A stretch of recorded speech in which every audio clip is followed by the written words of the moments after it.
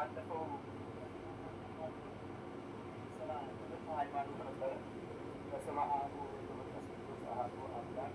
በስመ አብ ወወልድ ወመንፈስ ቅዱስ አሐዱ አምላክ። በስመ አብ ወወልድ ወመንፈስ ቅዱስ አሐዱ አምላክ።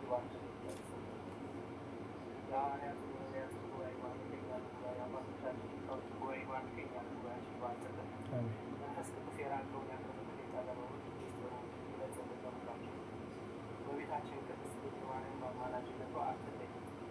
ሳሉ ተጠት እናችንን በልጇ እናትነቷ በልባችን ጣዕሟን ማንነታችን ያሳድርብን። ኃይለ መንፈስ ቅዱስን በሁላችን ላይ ያሳድርብን። እግዚአብሔር ሁላችን ይርዳን። እኔም ለኃጢአተኛው ለበደለኛው የሚናገርበትን አንደበት እናንተ የምትሰሙበትን አስተዋይ ልቦና እግዚአብሔር በሁላችንም ያድለን።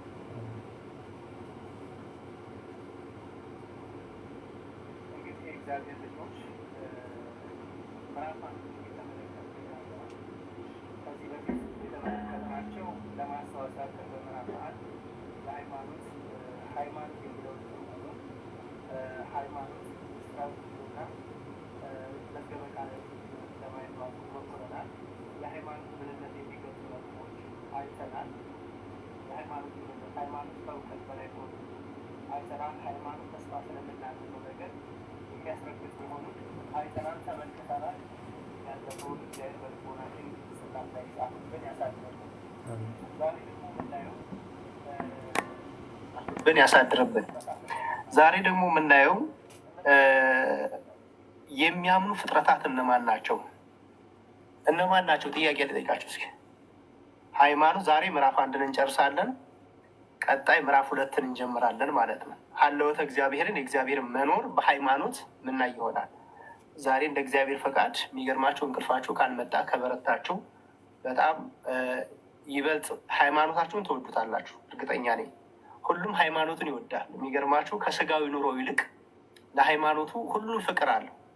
እርግጥ በዚህ ዘመን ደግሞ የምናስተውለው ነገር አለ። አንዳንድ ጊዜ ከሃይማኖት ይልቅ ለስጋ ለመንፈሳዊ ነገር ከማድላት ይልቅ ለስጋዊ ነገር ስንስገበገብ ምኑን የምናደር ሰዎች አለ። እሱን በደንብ አድርጎ ገርዞ አስተካክሎ ቅርጽ ሰጥቶ ያኖረናል ማለት ነው ሃይማኖት ያ ነው። ስለዚህ ዛሬ የምናየው የምንመለከተው የሚያምኑ ፍጥረታት ምኖች ናቸው? የሚያምኑ ፍጥረታት እነማን ናቸው?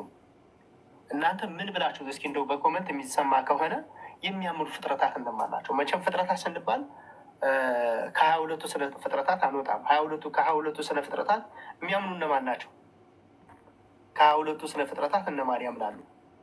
ሃይማኖት እነማን ናቸው ያላቸው ብላችሁ አስባችሁ ወይስ አስተውላችሁ አንድ ቀን በውስጣችሁ ይሄ ነገር ከ22ቱ ስነ ፍጥረታት ሃይማኖት ያለው ማን ነው? ሃይማኖት ያለው ከ22ቱ ስነ ፍጥረታት ሃይማኖት ያለው ማን ነው? እሺ መጀመሪያ መማር ስለሆነ የሚቀድመው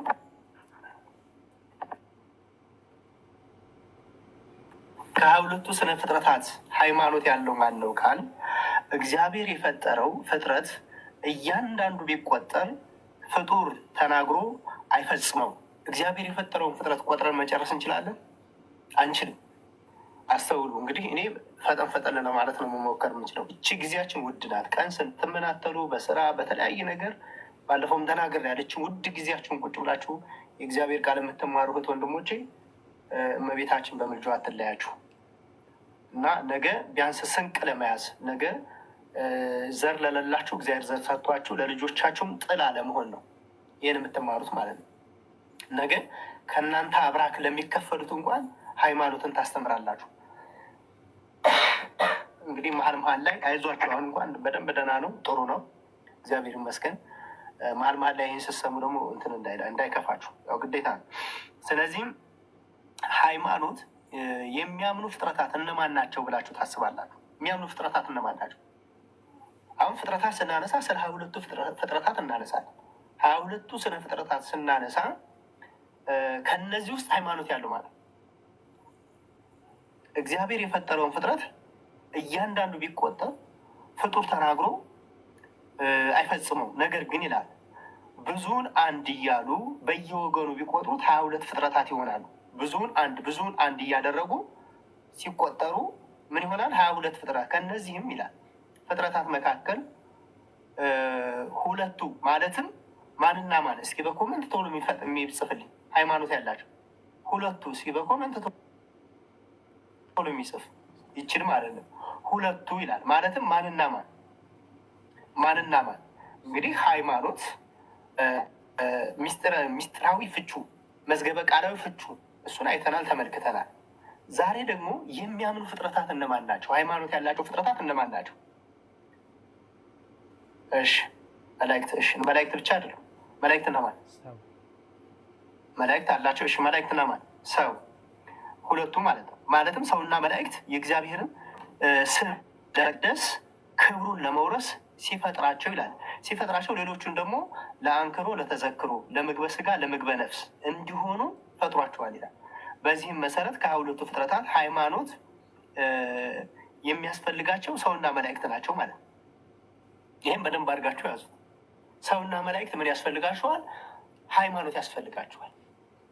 ሰውና መላእክት ከሁለቱ ስነ ፍጥረታት የሰው ሁለቱን እንግዲህ ሁለቱ እግዚአብሔር የፈጠረውን ፍጡር ፈጥሮ መቆጥሮ መጨረስ አይቻልም። ግን ብዙውን አንድ እያደረገ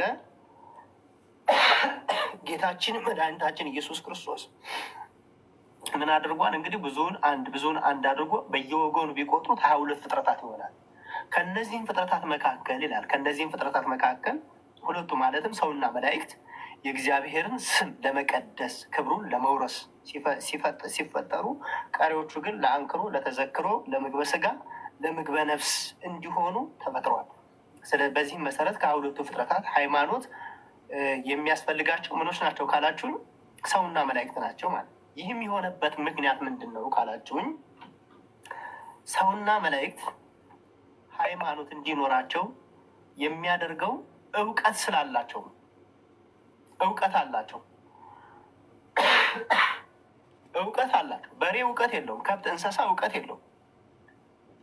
እና ሰውና መላእክት ሃይማኖት እንዲኖራቸው የሚያደርገው ፈጣሪ እግዚአብሔር በራሱ ምንድን ነው? ምን አላቸው? ሰውና መላእክት ምን አላቸው? ሃይማኖት የኖራቸው ምክንያት እውቀት አላቸው።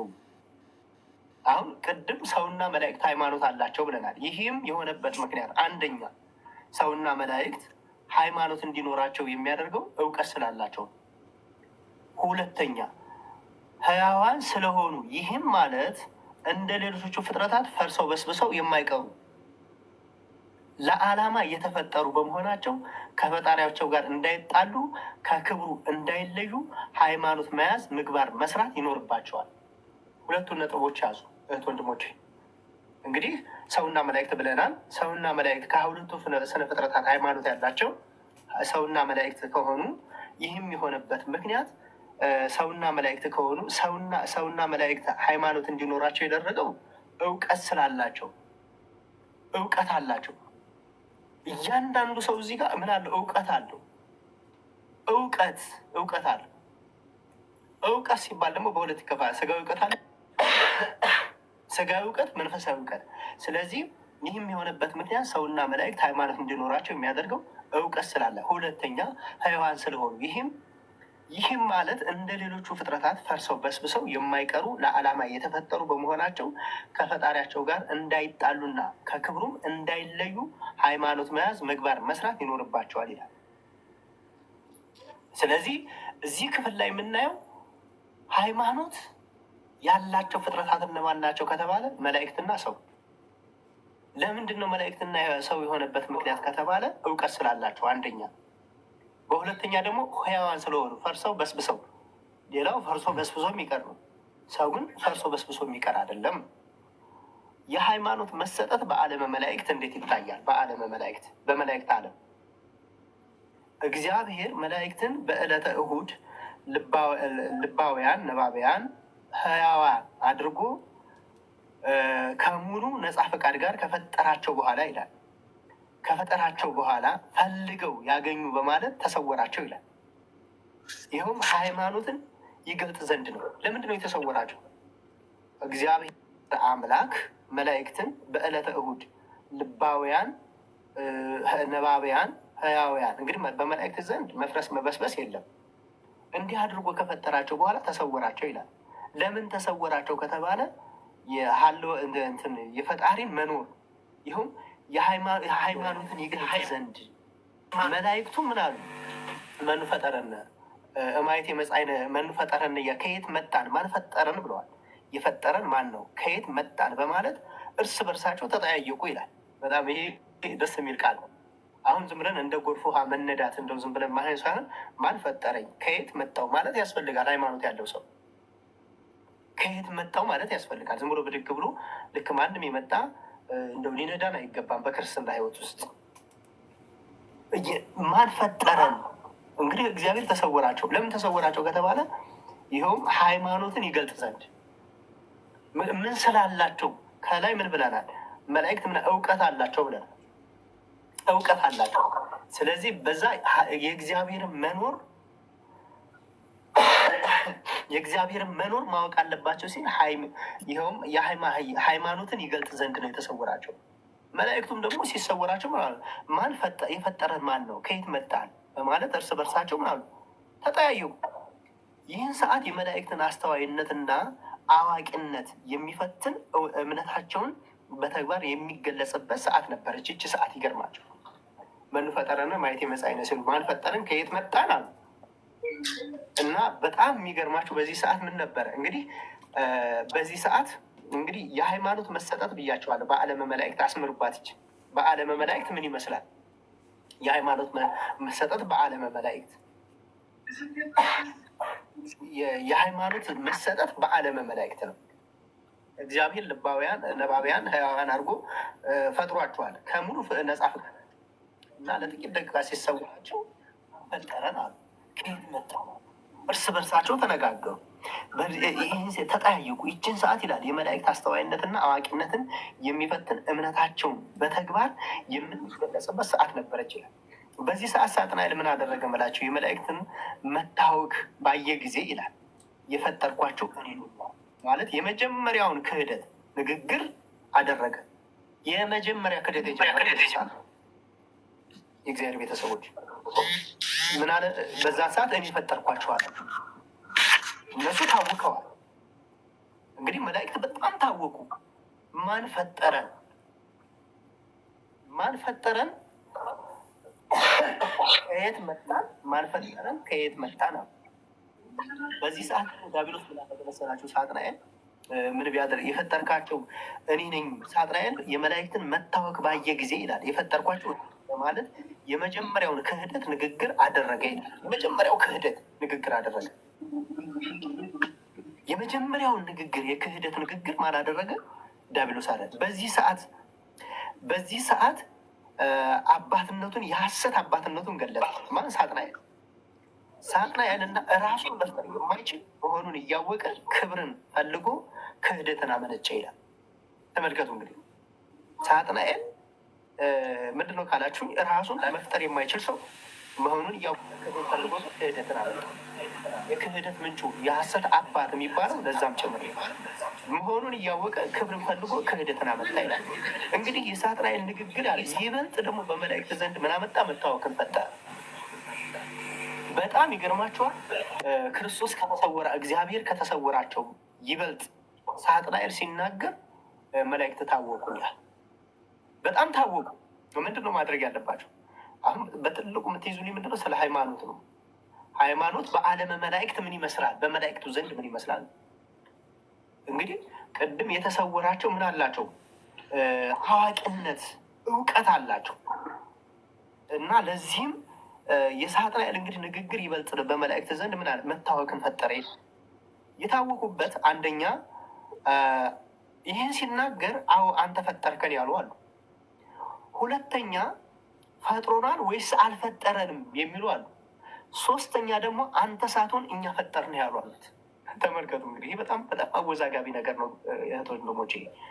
እና ተመልከቱ በዓለመ መላእክት ዘንድ የሃይማኖት መሰጠት እስከዚህ ድረስ ፈጥሯል። እኔ ፈጠርኳችሁ ባለ ካለ በኋላ በመላእክቱ ዘንድ በጣም መታወቅ ፈጠረ። ምንጊዜም የሰይጣን ንግግር ክርስቲያኖቹ ምን ያደርጋቸዋል? ያውቃቸዋል። ዛሬም ላይ እንዲህ አይነት ንግግር የሚናገሩ ሰዎች አሉ። ትንሽ የቀራቸው አሁን በዘመኑ እኔ ፈጠርኳቸው ማለት የቀራቸው ሰዎች፣ እኔ ሰራኋቸው ማለት የቀራቸው ሰዎች በዘመናቸው የምታዩ የምታስተውሉት ነው። እንደዚህ ነኝ እኔ ምድራዊ አይደለሁም እኮ ያሉ በዘመናችን ብዙ ሐሰተኛ የሐሰት አባት የሆኑ ሰዎችን አይተናል። እና ከሐሰት ንግግሩ ይውላቸው እንግዲህ በዛ በዓለመ መላእክት ዘንድ አዎ አንተ ፈጠርከን ብለው የተከተሉት አሉ። በሁለተኛ ደግሞ ፈጥሮናል ወይስ አልፈጠረንም ብለው የተወዛገቡ ሰዎች አሉ። ሶስት መላእክቶች አሉ። ሶስተኛ ደግሞ አንተ ሳትሆን እኛ ነን የፈጠርን ያሉት አሉ። ተመልከቱ። በእነዚህ በሶስቱ ነገሮች ውዝግብ ውስጥ ገቡ። አዎ አንተ ፈጠርከን ፈጥሮናል ወይስ አልፈጠረንም? በሶስት ጎራ የተከፈለ ነገር ነው። በዚህ ሰዓት ግን ደስ የሚለው የሃይማኖት አርበኛ ቅዱስ ገብርኤል ሲነሳ እናያለን። ቅዱስ ገብርኤልን እናያለን በዚህ ሰዓት ማለት ነው። ቅዱስ ገብርኤልን ሲነሳ እናያለን፣ እንመለከታለን። ቅዱስ ገብርኤል ምንድን ነው? የሃይማኖት ምንድን ነው? እሱ የሃይማኖት አርበኛው ቅዱስ ገብርኤል እሱ ምን አለ? ቅዱስ ገብርኤል ብድግንና እነርሱን የፈጠረ ቅዱስ ገብርኤል እንግዲህ በጣም የሚያጽናና መልአክ ነው። የሚያጽናና መላእክት ነው። በደንብ አድርጎ ሲያጽናና ሲያበረታቸው እንመለከታለን። እንግዲህ ሃይማኖት ከማን ለማን እንዴት እንደተሰጠች ሃይማኖት እግዚአብሔር አምላክ ለፈጠራቸው መላእክት ለሰው በዚህ በዓለም ላይ የሚኖሩት የተሰጠ ታላቅ ስጦታ ሃይማኖት። ቅዱስ ጳውሎስ እንግዲህ ይህን ሲገልጥልን ምን ይላል መሰላችሁ? በኤፌሶን ምዕራፍ 2 ቁጥር 8 ላይ ይህን ጥቅሱን ያዙት። ጸጋው በእምነት አድኗችኋልና ይህም የእግዚአብሔር ስጦታ ነው ይላል። የእግዚአብሔር ስጦታ ነው እንጂ ከእናንተ አይደለም ይላል በማለት ይገልጽልን።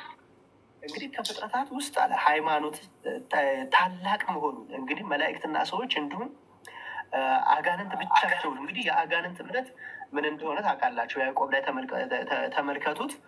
አጋንንት ያዕቆብ 2:19 ላይ አጋንንት ያምናሉ ይንቀጠቀጡም አላለ። ምን አላቸው? አጋንንት እኮ ምን አላቸው?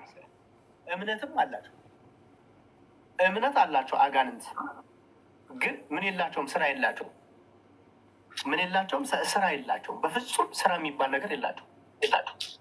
እንግዲህ በዚህ ሰዓት በዓለመ መላእክት የተሰጠው ሃይማኖት ቅዱስ ገብርኤል እንዴት አድርጎ እንደሚያጸና እንዴት አድርጎ እንደሚያበረታ የምንመለከት ነው። እንግዲህ ያዕቆብ 2:19 ላይ ተመልከቱ። አጋንንት ያምናሉ ይንቀጠቀጣሉ፣ ግን ምን የላቸውም? ስራ የላቸው። ምን የላቸው? ምግባር ትሩፋት የላቸው። ሃይማኖት ደግሞ ያለ ምግባር ምን ያለ ነው? የሞተ ነው፣ የሸተተ ነው፣ የከረፋ ነው። ነፍስ ከስጋ ከተለየች የሞተ ነው። እና አንዳንዴ እምነት ብቻ የሚል ነገር የለም። ስራ ስራ ስራ ስራ መግለጽ አለብን። በግብር ጋር ያልተገለጠ ነገር የሞተ ነው። እና በኤፌሶን ምዕራፍ 2:8 ላይ ጸጋው በእምነት አድኗችኋል ይህም የእግዚአብሔር ስጦታ እንጂ ከእናንተ አይደለም በማለት ይገልጽልናል። ብርሃነ ዓለም ቅዱስ ጳውሎስ ሲያመለክተን ሃይማኖት ከማን እንዴት እንደተሰጠች ሃይማኖት እግዚአብሔር አክብሮ ለፈጠራቸው መላእክትና ሰው የሰጠው ሃይማኖት ስለሆነ ታላቅ ስጦታ ነው። እንደ ሃይማኖት ያለ ስጦታ የለም። ስለዚህ ቅዱስ ገብርኤል ሲያጽናና ሲያበረታ እንመለከታለን። እንግዲህ ቅዱስ ገብርኤል በጣም ከሚገርም ቃል የተናገረው እንግዲህ እነዚህ አዎ አንተ ፈጠርከን ፈጥሮ ነው ወይስ አልፈጠረም፣ አንተ ሳትሆን እኛ ፈጠርን እያሉ ሲወዘጋገቡ፣ ቅዱስ ገብርኤል ግን ንቁም በበህላዌነ እስከንረክበው ለአምላክነ። ይቺ ቃል በጣም ደስ የምትል ቃል ናት እና የፈጠረን አምላክ እስከሚረከበን እስከሚያየን እስከሚጎበኘን ድረስ ባለንበት እንቁ። አሁን ባለችሁበት መቆም ነው። ሌላ ለመጨመር የምንላላጥና የምንጋጋጥ ክርስቲያኖች ካለን ተሳስተናል። አምላክ እንዳለ በማመን በመረዳት ምን አለ ቅዱስ ገብርኤል? የአምላክን መኖር ተረድቶ በያለንበት እንቁም። የፈጠረን አምላካችን እስኪገለጽልን ድረስ ጸንተን እንቁም። በቃ ሃይማኖት ይሄ ነው። ክርስቲያኖች የፈጠረን አምላክ አሁን ዓለም ላይ እንደምታውቁት እንደኔ ያለም አፈቀላጤ ሰባኪ መጥቶ ሊያወዛግባችሁ ይችላል። አንዱ ፓስተር ነኝ ብሎ ሊያወዛግባችሁ፣ አንዱ ነብይ ነኝ ብሎ፣ አንዱ መቼም በስሙ የሚቀላውጥ ብዙ ነው፣ በስሙ የሚነግድ ብዙ ነው። ዛሬ ሳይመለኩስ መልኩሻለሁ ብሎ የሚመጣ አለ፣ የሚያናውጥ ብዙ አለ። እና በዚህ ሰዓት ምን ማለት አለብን? ክርስቲያኖች በተቻለ መጠን ቅዱስ ገብርኤል የተናገረውን ንግግር እኛም ልንደግመው ይገባል። ቅዱስ ገብርኤል ንቁም በበህላዊነ እስክንረክበው ለአምላክነ እንዳለ አምላካችን የፈጠረን አምላካችን እስኪገለጽልን ድረስ ጸንተን እንቁም ነው፣ መጽናት ነው በሃይማኖት በማለት የሃይማኖትን ቃል በመናገር ባሉበት እንዲጸኑ እንዲጸኑ ምክንያት መሆን ነው እንጂ እንድትበታተኑ ምክንያት መሆን መቻል የለብንም ነው። እና ጸንተን እንድንቆም እሱ ይርዳል። ተመልከቱ፣ በዓለመ መላእክት እንኳን እስከዚህ ድረስ ሲታወቁ፣ ቅዱስ ገብርኤል ግን እግዚአብሔር አብ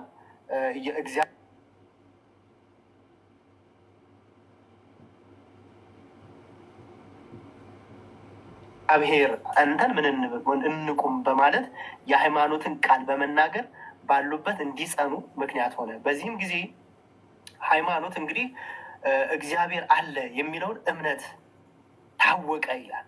በዚህም ጊዜ ሃይማኖት እግዚአብሔር አለ የሚለው ታወቀ። ሃይማኖት በመላእክት ዘንድ ተገለጠች ይላል። የሚታመን ፈጣሪ እንዳለ አማንያን የሚያምኑት ፍጡራን እንዳሉ ፍጡራን ተለዩ ይላል። የሚያምኑትም ከማያምኑት ተለዩ። እንግዲህ ቅዱስ ገብርኤል ይህን ሲናገር የሚያምኑት ከማያምኑት፣ የወደቁት ከቆሙት ተለዩ እና ሃይማኖት ተገለጠች እያለ ይነግረናል፣ ያስተምረናል። እና የሚታመኑለት እግዚአብሔር እንዳለ መላእክት እንግዲህ እግዚአብሔርን ሳያዩት በምን ሁኔታ እንዴት ፍጹም ረቂቅ እና ጥልቅ የሆነ አምላክ እንደሆነ በእምነት ተቀበሉት ይላል። እምነታቸውን ጽናታቸውን አይቶ እግዚአብሔር ደግሞ እራሱን ገለጠላቸው ይላል። ሰው እግዚአብሔር ሊገለጥለት የሚችለው ሲጸና በሃይማኖቱ፣ ቅድም ቅዱስ ገብርኤል እንዳለው ባለንበት መቆም ነው፣ ጸንተን መቆም ነው። አንዳንድ ሰው እኮ ጠዋት የሚገርማችሁ ሌላ ሃይማኖቱ ሌላ፣ ከሰዓት ሌላ። ይሄ እንደ ልብስ የምንቀያይረው የምንለዋውጠው አይደለም። ሃይማኖት ጸንተን የምንቆምበትም እና በዓለመ መላእክት ዘንድ ቅዱሳን መላእክት የተቀበሉትን ከእግዚአብሔር ከአምላካቸው ያዩትን እንግዲህ ያቺ ሲሰወራቸው ነው ያ ነገር የመጣው እና በዛ ልክ ጽናታቸውን አይቶ እግዚአብሔር ደግሞ ራሱን ገለጠላቸው። ማመንን መታመንን ስለሆነ ሃይማኖት በመጀመሪያ በእግዚአብሔር ያመኑት የታመኑ ቅዱሳን መላእክት ናቸው። ይህም ሃይማኖት የተጀመረው በዓለመ መላእክት በመጀመሪያው የስነ ፍጥረት ዕለት የመጀመሪያዎቹ አማኞች ፍጥረታት መላእክት በተፈጠሩበት ጊዜ ነው ማለት ነው። እንግዲህ ይህን ይበልጥ ደግሞ ለማብራራት ምዕራፍ 3 ላይ ይነግረናል። እዛ ላይ እንገናኛለን። ምዕራፍ 1 ላይ ግን የምናየው በአጭሩ ይሄን ይመስላል። ሌላው በዓለመ መላእክት አይተናል። ለሰው ልጆች የሃይማኖት መሰጠት፣ ቅድም የሃይማኖት መሰጠት በዓለመ መላእክት፣ አሁን ደግሞ ለሰው ልጆች። ቅድም በዓለመ መላእክት ላይ ስናይ እንግዲህ አንኳር የሆኑ ነጥቦችን እንግዲህ በዛ በነበሩበት ሰዓት እግዚአብሔር ሲሰወራቸው አውቀውታል። እግዚአብሔር ሲሰወራቸው እኔ ፈጠርኳችሁ ሲል ማን ፈጠረን ከየት መጣን ሲሉ፣ ሳጥናኤል ደግሞ እኔ ፈጠርኳቸው ሲል አዎ አንተ ፈጠርከን ያሉ አሉ፣ ፈጥሮናል ወይስ አልፈጠረንም ያሉ አሉ፣ ሶስተኛ ደግሞ አንተ ሳትሆን እኛ ፈጠርን ያሉ አሉ። እነዚህን ነገሮች በደንብ ማየት ነው በዓለመ መላእክት ዘንድ የነበረው። ጸንተው ደግሞ እንደ ቅዱስ ገብርኤል የጸኑትን ደግሞ መመልከት ያስፈልጋል። በዛን ሰዓት ምን ሃይማኖት ተገለጠች፣ ሃይማኖት ተሰጠች ይላል። በመጀመሪያ የስነ ፍጥረት ዕለት የሆነችው አማኞች ፍጥረታት መላእክት በተፈጠሩበት ጊዜ ነው እያለ ያስተምረናል። ይህን በምዕራፍ 3 ላይ በደንብ እንነጋገርበታለን። ለሰው ልጆች የሃይማኖት መሰጠት እንግዲህ በስላሴ በአርአያውና በአምሳሉ አዳምን በፈጠረው ጊዜ ይላል የሕይወትን እስትንፋሱንም ምን አለበት እፍ ሲልበት በመንፈሱ አማካኝነት ሃይማኖትን ወይም እግዚአብሔር የማመንን ጸጋ አብሮ ሰጥቷታል። እያንዳንዳችን እግዚአብሔር የማመንን ጸጋ ተሰጥቶናል። እግዚአብሔር አምላክ ለአዳምና ለሔዋን የሰጠው ሃይማኖት በመላእክት ዘንድ ያለችው ነቅ የሌለባት እንደሆነች መረዳት ያስፈልጋል። በዮሐንስ ወንጌል ምዕራፍ 17 ቁጥር 25 እስከ 27 ያለውን ተመልከቱ። እንግዲህ ለሰው ልጆች የሃይማኖት መሰጠት ነቅ የሌለባት ነውር የሌለባት ናት። ሌላው እስኪ በዚች ሃይማኖት አዳም በንስሐ ከአምላኩ ጋር ታርቆባታል። በዚች ሃይማኖት አቤልን ከቃየል የጥፋት መንገድ ለይተዋለች። ኦሪት ዘፍጥረት ምዕራፍ 4 ቁጥር 8 አባታችን ኖህ በአምላኩ ታምኖም እንዲድን በአምላኩ እንዲታመንና ከጥፋት ውሃ እንዲተርፍ አድርገዋለች። ይቺ ሃይማኖት አባታችን አብርሃምን ከሀገሩ እንዲወጣና ወደ ተስፋይቱ ምድር ወደ ከነአን እንዲገባና ለበረከትም እንዲሆን እቺ ሃይማኖት አበርትተዋለች፣ አጠንክረዋለች። ስለዚህ ይቺ ሃይማኖት ናት። በዘመነ ብሉይ በተሰጠ ሕገ ኦሪት ሰዎች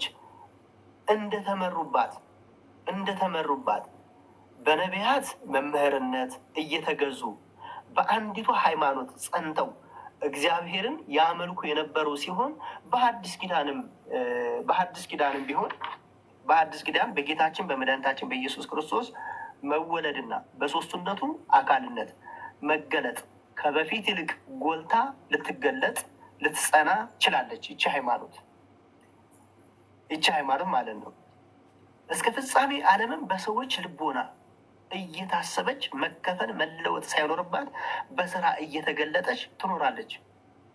ለክብር ለመንግስተ ሰማያትና ከእግዚአብሔር ጋር ለመገናኘትና ለመኖር ብቸኛዋ የድህንነት መንገድ ናት ይቺ ሃይማኖት። እሺ ይህን ካል እንግዲህ ሃይማኖት በአደመ መላእክት መሰጠት፣ ሃይማኖት ለሰው ልጆች መሰጠት፣ ይህን ካል የሃይማኖት አስፈላጊነት በነፍስ በስጋ እናያለን። እስኪ እንደው በነፍሳችሁ በስጋችሁ ምን ጥቅም አገኛችሁ እስካሁን ድረስ በሃይማኖት ስትኖሩ? ሀ ብላችሁ ያዙ። ሃይማኖት ለስጋዊ ህይወት የሚሰጠው ጥቅም ምንድን? ሀ ትሉና ሃይማኖት ለስጋዊ ህይወት የሚሰጠው ጥቅም ምንድን? ጥቅም አለው። የሚገርማችሁ ሃይማኖት እንግዲህ በጣም ይቅርታ ስለሚያፈነኝ ነው፣ ይቅርታ። ሃይማኖት ለስጋዊ ህይወት የሚሰጠው ጥቅም አንደኛ ሰላምን ይሰጣል።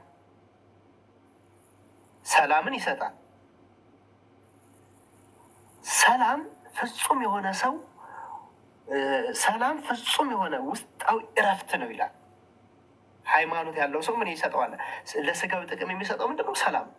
ሰው በሃይማኖት ከኖረ ሰላሙን የሚያደፈርሱ ፈተናዎችን፣ አእምሮ የሚያለፉ ጭንቀቶችን ሁሉ በእግዚአብሔር አምኖ ድል ስለሚያደርጋቸው፣ እረፍት የሚያሰጡ ኃጢአቶችንም በንስሐ ስለሚያስወግዳቸው ዘወትር ሰላም አይለየውም ይላል።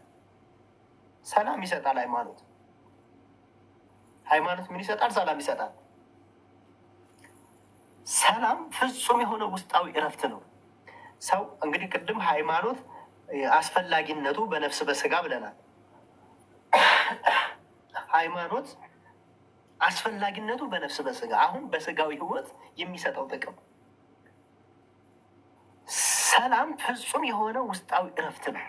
ሰው በሃይማኖቱ ቢኖር ሰላሙን የሚያደፈርሱ ፈተናዎች፣ አእምሮ የሚያበላሹ አእምሮ የሚያለፉ ጭንቀቶችን ሁሉ በእግዚአብሔር ድል ስለሚያደርጋቸው እረፍት የሚያሰጠው ኃጢአቶችን ሁሉ በንስሐ ስለሚያስወግድ ዘወትር ሰላም አይለየውም። ይህም ደግሞ ለስጋ ህይወቱ መሰረታዊ ጥቅም አለው። ለምሳሌ አሁን ገበሬው፣ ነጋዴው፣ ተማሪው፣ መንግስት ሰራተኛው ሁላችንም በእርግጥ ለዚች ዓለም ስደተኞች ነው። ሁሉም ሰው የሚገርማችሁ ለስጋ ህይወት ሰላም ይሰጣል ሃይማኖት። አሁን እሺ የምትጽናኑት በስደት ሀገር ያላችሁ በሃይማኖታችሁ ነው አይደል? ነው በምታገኙት በምትቆጥሩት ሀብት ነው እንዴ? በሃይማኖታችሁ ነው እረፍት የምታገኙት እኮ። አሁን ስደታችሁን የምታጣጥሙት እና እረፍት የሚሰጣችሁ አለበለዚያ ገደል የሆነ ጫካ ነው የሚታያችሁ፣ ሞት ነው የሚሸጣችሁ። ግን ሰላማችሁን የምታገኙት በምንድን ነው? በሃይማኖታችሁ። በዚች ጥላ ስር ስትከለሉ ነው። ገበሬው ነግዶ፣ ገበሬው አርሶ፣ ነጋዴው ነግዶ፣ ተማሪው ተምሮ፣ የመንግስት ሰራተኛው ሰርቶ ትርፋማ መሆን የሚቻለው ውስጣዊ ሰላም ሲኖር ብቻ ነው። ተሰዳችሁ ድል ማድረግ ውስጣዊ ሰላም ሲኖራችሁ፣ ያ ሰላም ደግሞ የሚሰጠው ማለት ነው ሃይማኖት ሲኖራችሁ ነው። ሃይማኖት ሀብላችሁ ሃይማኖት ለስጋዊ ህይወት የሚሰጠው ጥቅም አንደኛ ሰላምን ይሰጣል። ስለዚህ ሰላም ሲኖር ብቻ ነው ተሰዳችሁ፣ ሩጣችሁ፣ ታግላችሁ፣ ዘርታችሁ፣ ወልዳችሁ፣ ትዳራችሁ፣ ሁሉ ነገራችሁ የሚያምረው በምናችሁ ውስጥ ነው? ሰላም ሲኖራችሁ። ያ ሃይማኖት ለስጋ ህይወታቸው የሚሰጠው ጥቅም ገበሬው ነግዶ ትርፉን ቢያጋብስ፣ እርሻ ምርት ዘርቶ ቢቅም፣ ነጋዴው ነግዶ ቢያተርፍ፣ ሯጮ ሩጦ ቢሸለም፣ ይሄ ሁሉም ሲኖር ነው ትርፋማ መሆን የሚችለው። ሰላምን በውስጡ ምን ሲኖረው? ሃይማኖት ሲኖረው። ጌታችን መድኃኒታችን ኢየሱስ ክርስቶስ ይህን ቃል ተናግሯል። ሰላምን እተውላችኋለሁ፣ ሰላሜን እሰጣችኋለሁ። እኔ የምሰጣችሁ ዓለም እንደሚሰጥ አይደለም ይላል። ልባችሁ አይደንግጥ አትፍሩም ይላል። ዮሐንስ ወንጌል 14:27 ላይ ቃሉን እደግምላችኋለሁ።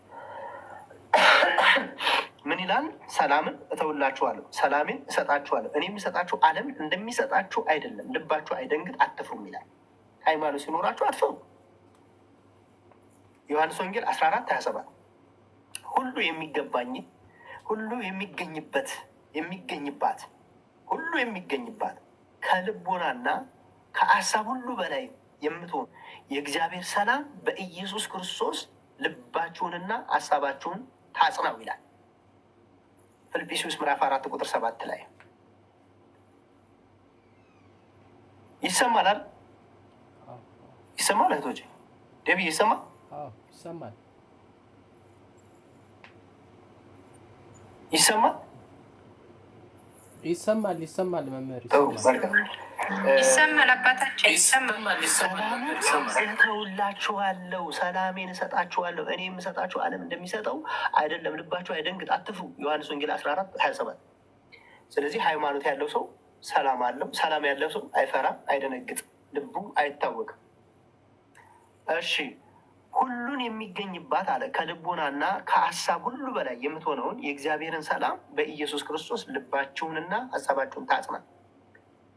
ፊልጵስዩስ ምዕራፍ 4:7 ላይ በአንተ ላይ ታምናለችና በአንተ የምትደገፍ ነፍስን ፈጽመህ በሰላም ትጠብቃታለህ ይላል።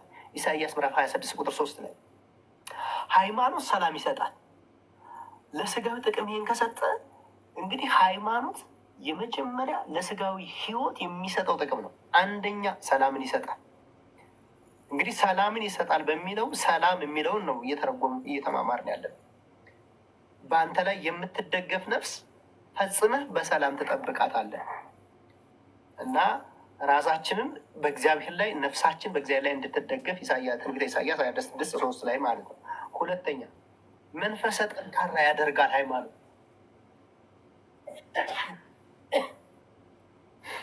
መንፈሰ ጠንካራ ያደርጋል። መንፈሰ ጠንካራ ያደርጋል ሃይማኖት። ሁለተኛ ላይ መንፈሰ ጠንካራ ያደርጋል። ሰው በዚህ ዓለም ሲኖር ብዙ ተግባራት አሉት።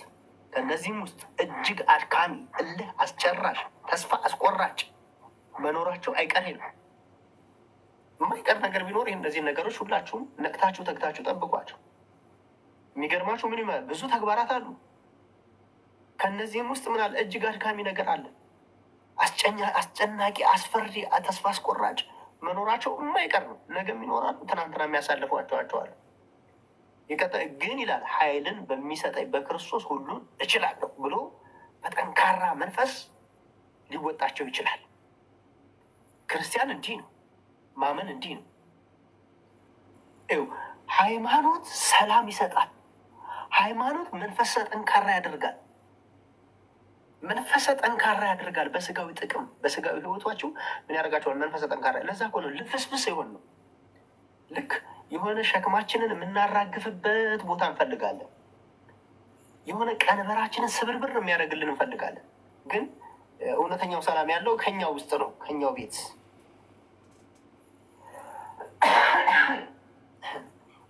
ስለዚህ ሃይማኖት ሰላምን ይሰጣል። ለስጋዊ ጥቅም ሰላምን ይሰጣል። መንፈሰ ጠንካራ ያደርጋል። ሰው በዚህ ዓለም ሲኖር ብዙ ተግባራት አሉት። ከእነዚህም ውስጥ እጅግ አድካሚ፣ እልህ አስጨራሽ፣ ተስፋ አስቆራጭ መኖራቸው አይቀርም። ግን ኃይልን በሚሰጠኝ በክርስቶስ ሁሉን እችላለሁ ብሎ በጠንካራ መንፈስ ሊወጣቸው ይገባል። ፊልጵስዩስ ምዕራፍ 4:3 ነው። መጽሐፍ ቅዱስ ይህን አንብብላቸው አንዴ። ፊልጵስዩስ ምዕራፍ 4:3 ላይ እሰማለሁ። ዴ ተኛችሁ አምሽቼ መጥቼ ይቅርታ እንግዲህ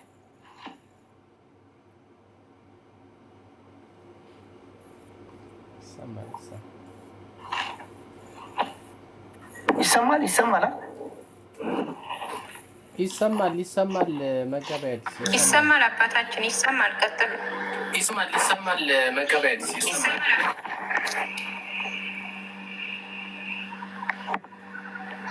ምንቱ አለው አባቴ ይሰማል። ነፍስ ማርበሉ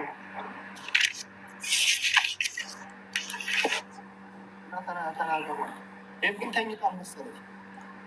ሸፍተኛ መሰለኝ። አንዳንዴ እነሱ ሚዩት አንስታቸው በጣም የእግዚአብሔር ቃል የሚያጠነክር ስለሆነ ፊልጵስዩስ ምዕራፍ 4 ላይ ነው የጠቀስነው። ምዕራፍ 4 መነበብ ስላለበት ነው ማለት ብላችሁ ራሳችሁ ታነቡታላችሁ። ግን ሀሳቡ በጣም አይጠፋም።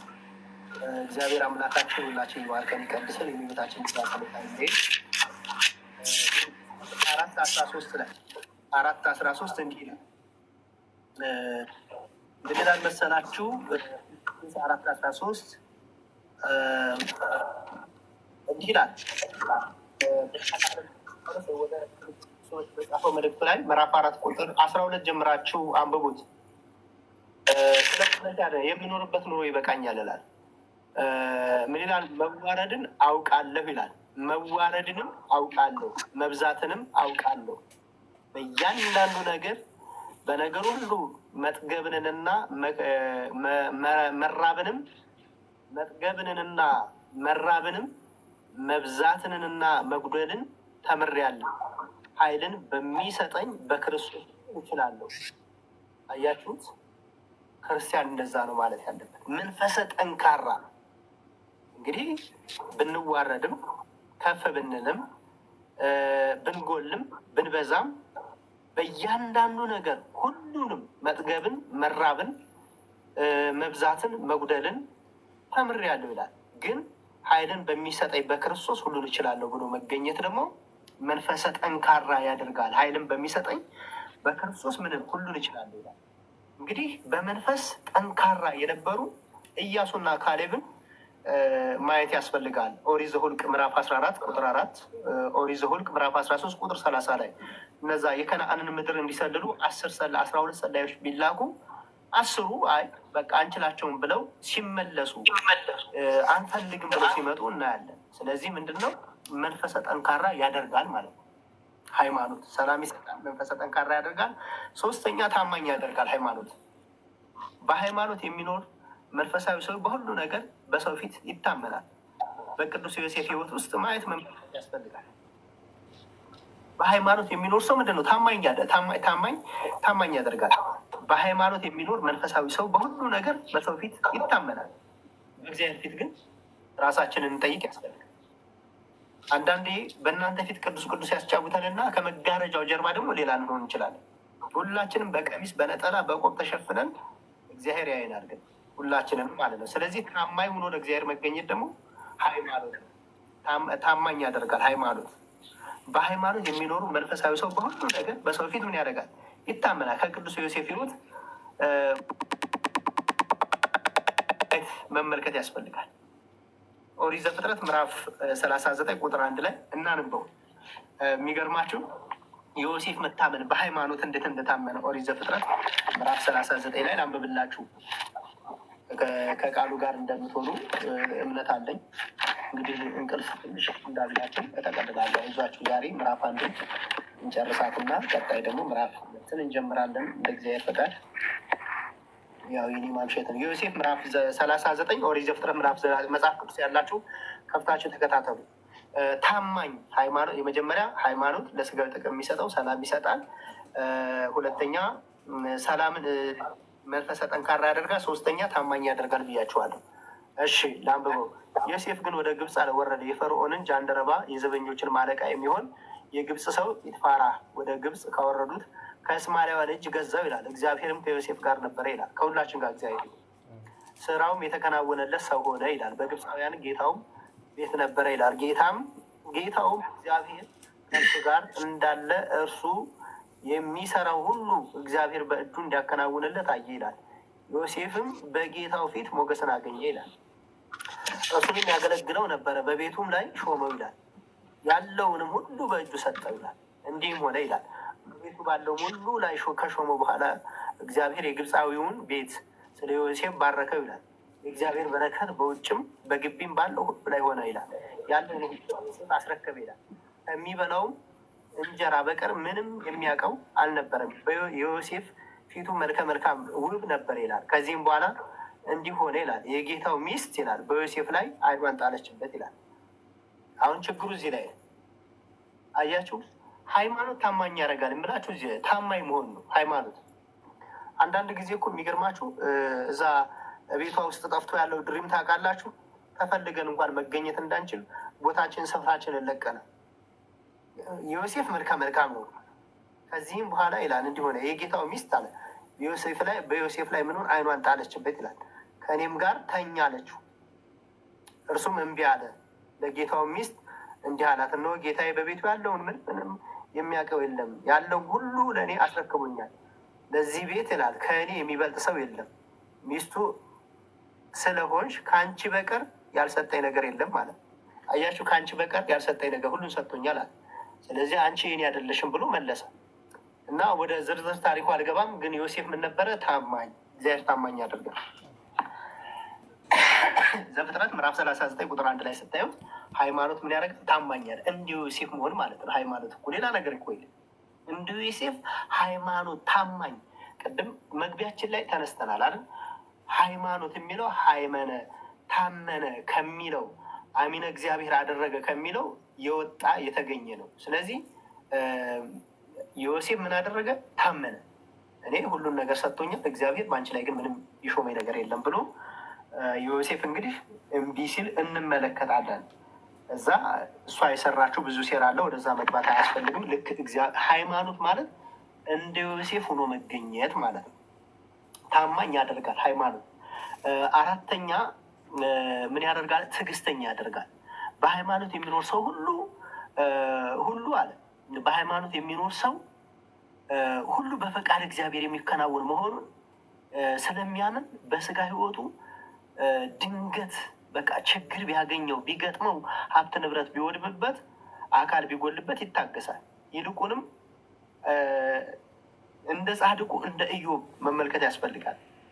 እንግዲህ ምንድን ታማኝ ያደርጋል፣ ትዕግስተኛ ያደርጋል። እንደ ኢዮብ እግዚአብሔር ነሳ፣ እግዚአብሔር ሰጠ፣ እግዚአብሔር ነሳ። ኢዮብ ምዕራፍ 1 ቁጥር 26 ላይ ክፉ ሁሉም በመልካም ያሸንፋል። ሮሜ 12 ቁጥር 21 ላይ ክፉን በመልካም ያሸንፋል። ትዕግስተኛ ያደርጋል ሃይማኖት፣ ትዕግስተኛ ያደርጋል። እንግዲህ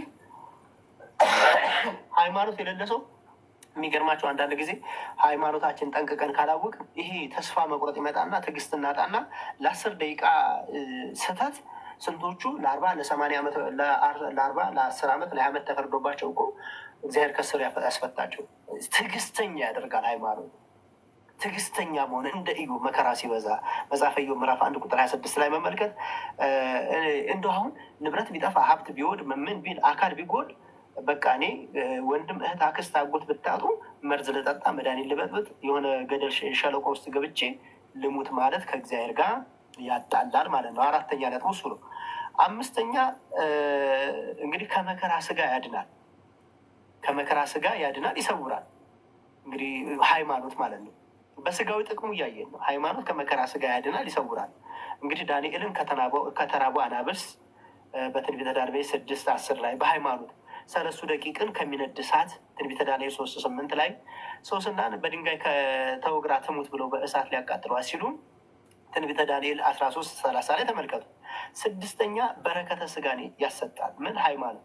በሃይማኖት የሚኖር ሰው እግዚአብሔርን በማመኑ በስጋ ህይወቱ ያሉት ነገሮች ሁሉ የተባረኩ ይሆናል። ልጆቹ የተባረኩ፣ ትዳሩ የተባረከ፣ ንግዱ የተባረከ፣ ስደቱ የተባረከ፣ ሁሉ ነገር የተባረከ ይሆናል። ለምሳሌ አብርሃም በቅዱስ ጋብቻ ኑሮ ዘሩ የተባረከ እንዲሆን ዕብራውያን ምዕራፍ 16 ቁጥር 20 ላይ እናያለን።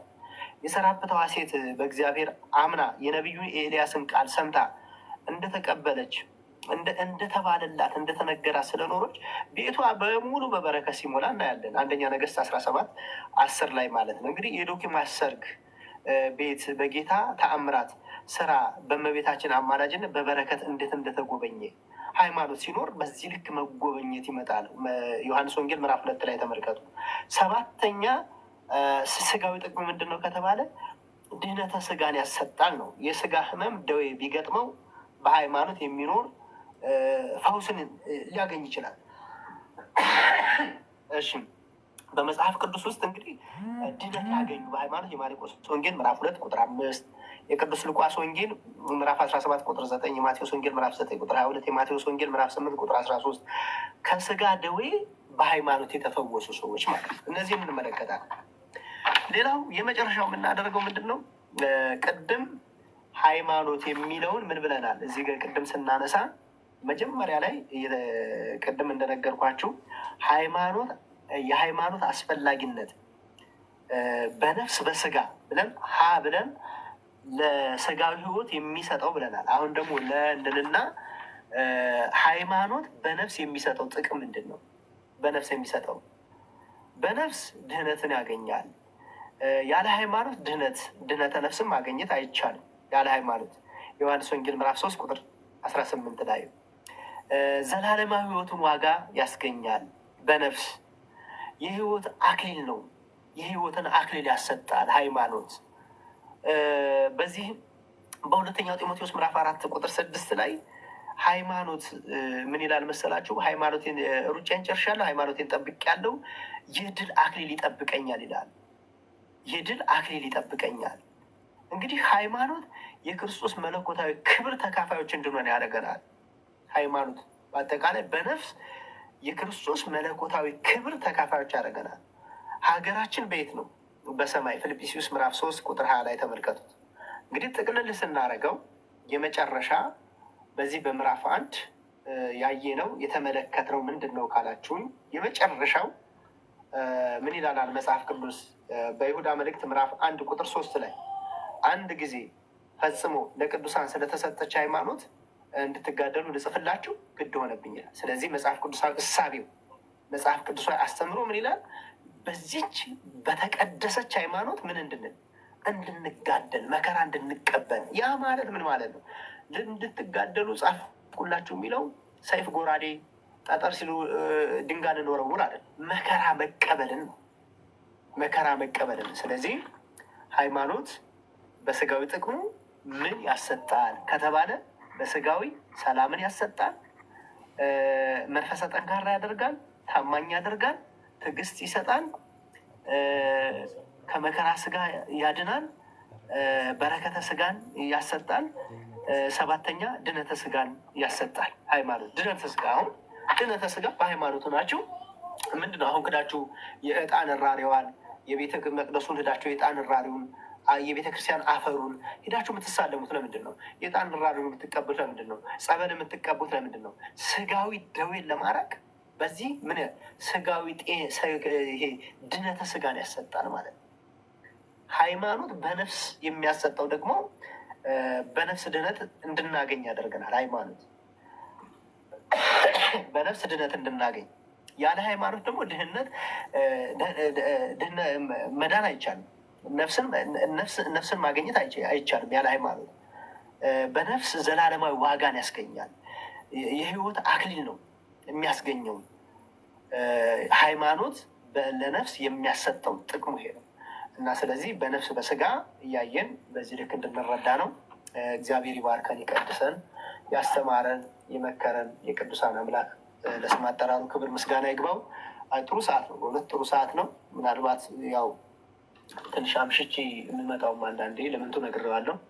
ልጆች ካልተኙ ያው አንዱ በትከሻ አንዱ በእግር አንዱ በላይ አንዱ በራስ ስለሚገባ ድምፅም ስለሚወጣ ለዛ ነው። ይቅርታ አድርጉልኝ። እንግዲህ ከ3 ሰዓት ጀምሬ እንዲያውም እንዳባወራነቴ ተጽዕኖ ፈጥሬ አስተኝቼ ነው። ኧረ እዚህ ቤት ህግ ይከበር እየተባለ ነው። በተረፈ እግዚአብሔር ይባርካችሁ፣ ይቀድሳችሁ። መብርሃን እንግዲህ ብዙም ተማርን ትንሽም ተማርን። ዋናው በልቦናችን ላይ አድረን ጽንሰ ሀሳቧን አውቀን ንስሐ ገብተን ቅዱስ ስጋውን ክቡር ደሙን ተቀብለን ሙሽራውን መጠበቅ ነው። ሃይማኖት ይሄ ነው። ሌላ ነገር እኮ የለም። ያዘው ልቀቀው የለም። የእናንተን ሃይማኖት የነገሌ እየተባለ ስንበጣጠስና ስንመቋቆር መዋል ሳይሆን በቃ ሃይማኖተኛ ሰው ትዕግስተኛ ነው። ሃይማኖተኛ ሰው ሁልጊዜ ምን ያደርጋል መሰላችሁ? ተስፋውን እግዚአብሔር ያደርጋል። ሃይማኖተኛ ሰው ትዕግስተኛ ነው። መንፈሰ ጠንካራ ሁን። አሁን መንፈሰ ጠንካራ አለት መሆን ነው ሃይማኖት። የማትነቃነቁ በወሬ የማትበጠበጡ በወሬ አታዩም እንዴ? በዓለም መላእክት እኮ በወሬ ተንጠዋል አይደል? ማንም እንደኔ አልፎ ሀጅ እብድ በመጣ ቁጥር ሃይማኖታችሁን አጥብቃችሁ ንቁም በበህላዊን እስከ ንረክቡ ለአምላክ ነው። አምላካችን እስኪረከበን እስከሚገለጥልን የቃሉን በር ደጅ እስከሚከፍትልን ድረስ እኔ አንላወጥም ማለት ነው። ሃይማኖት እሱ እኮ ነው። የቀረ እንደኔ ቀሚስ ለባሹ በመጣ ቁጥር እናንተ የምትናወጡ ከሆነ ከባድ ነው። እነገሌ ነበሩ እነገሌ ወጡ የምትሉ ከሆነ ከባድ ነው። እነገሌ ለምን ለወጡ የምትሉ ከሆነ ከባድ ነው። በዚህች ሃይማኖታችሁ ጸንታችሁ ሩጫዬን ጨርሻለሁ፣ ሃይማኖቴን ጠብቄያለሁ፣ ለወደፊት የህይወት አክሊል እኮ ነው ያለው አይደል ብርሃነ ዓለም ቅዱስ ጳውሎስ። የህይወት አክሊል ይጠብቀኛል። እያንዳንዳችሁ የህይወት አክሊል ይጠብቃችሁ። እያንዳንዳችን የህይወት አክሊል ይጠብቀናል። ስለዚህ ያስተማረን የመከረን የቅዱሳን አምላክ እግዚአብሔር ስሙ የተመሰገነ ይሁን። በዚህ በምዕራፍ 1 ያልገባችሁ ግልጽ ያልሆነ ነገር ካለ ጊዜ ካለ ከፕሮግራም መሪዎቹ እንስማና ወደ ጥያቄ መግባት እንችላለን። እግዚአብሔር ይባርከን፣ ይቀድሰን፣ የቃሉን በረከት ያሳድርብን። ይቆይን ደብዬ